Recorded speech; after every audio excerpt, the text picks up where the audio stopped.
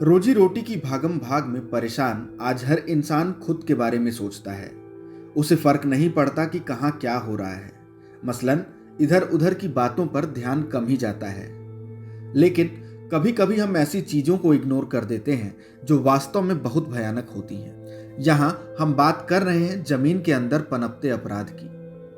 रोजाना घर से बाहर निकलते ही हमें कहीं न कहीं खुदाई का काम दिख ही जाता है।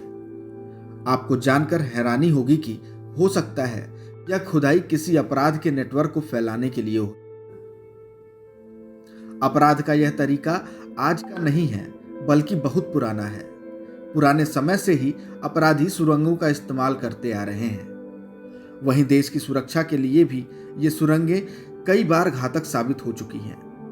हाल ही में कश्मीर में जैसे मोहम्मद के 4 आतंकियों ने सुरंग के जरिए ही हमारे देश की सीमा में घुसपैठ की थी। भारत और पाकिस्तान की सीमा पर कई छोटी छोटी सुरंगें मिली हैं जिनका सिरा दोनों देशों की सीमाओं में खुलता है। सुरंग के इस्तेमाल से घुसपैठ और हथियार पहुंचाने के मामले ने अपराधियों के कई कारनामों की यादों को ताजा कर दिया है।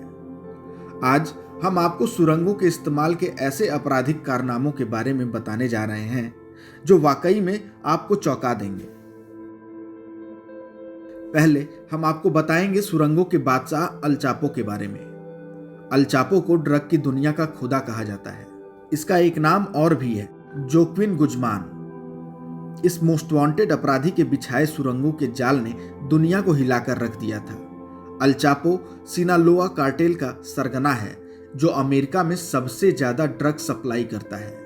4 दशक से भी लंबे वक्त तक उसने बॉर्डर पर सुरंगों का इस्तेमाल कर ड्रग्स की स्मगलिंग की है। इसके बारे में जब भी खुफिया जानकारी हासिल हुई तब यह अपराधी पुलिस की आंख में धूल झोंक कर सुरंग के रास्ते भाग निकला। 2001 में चापो ने 78 लोगों को पैसे खिलाए और जेल में सुरंग बनवाकर भाग निकला। दोबारा पकड़े जाने पर जुलाई 2015 में चापो ने अपनी सेल के शावर से 1 मील लंबी सुरंग खुदवाई और फरार हो गया। चापो ने सुरंगों को स्मगलिंग का मुख्य जरिया बनाया। आज अमेरिका, कनाडा और अमेरिका मैक्सिको बॉर्डर पर सैकड़ों ऐसी सुरंगें मौजूद हैं जो ड्रग्स सप्लाई के लिए इस्तेमाल होती थी।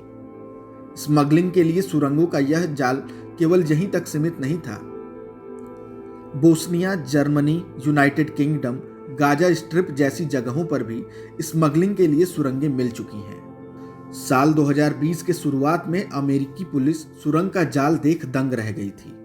मैक्सिको बॉर्डर पर कैलिफोर्निया के सैन डिएगो काउंटी में पुलिस को एक लंबी सुरंग मिली थी। इस सुरंग में बिजली का इंतजाम था, रेल और कार्ट ले जा सकते थे, एयर वेंटिलेशन का भी इंतजाम था, यहां तक कि एक लिफ्ट भी लगी थी। यह सुरंग 1.3 किलोमीटर से भी ज्यादा लंबी थी और मैक्सिको के तिजुआना में इसका दूसरा सिरा खुल रहा था। इसे दुनिया की सबसे लंबी स्मगलिंग टनल कहा गया।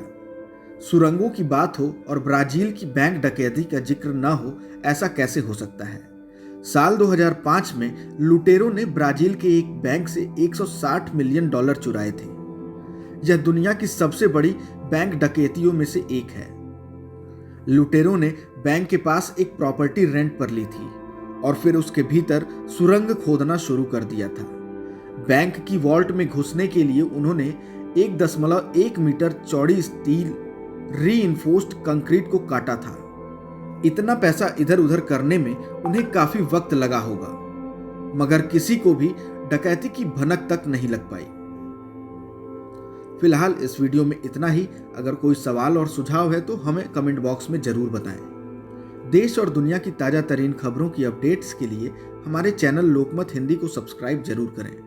अगर आप ये वीडियो फेसबुक पर देख रहे हैं तो हमारे पेज को फॉलो जरूर कर लीजिए।